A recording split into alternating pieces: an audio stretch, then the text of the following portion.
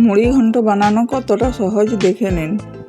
প্রথমে গোবিন্দভোগ চালটা ভালো করে ধুয়ে নিন। আমি এখানে দুটো কাতলা মাছের মাথা কড়াই করে ভেজে নিলাম। আবার কড়াইতে তেল দিয়ে জিরে, শুকনো লঙ্কা, তেজপাতা ফোড়ন দিয়ে আলু ভেজে নেব।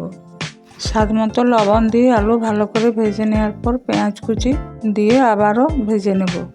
এরপর গোবিন্দভোগ চাল দিয়ে নেড়ে চেড়ে টমেটো কুচি, লঙ্কা কুচি, হলুদ, জিরে গুঁড়ো, কাশ্মীরি মরিচ, আদা রসুন বাটা দিয়ে ভালোভাবে কষিয়ে নেব।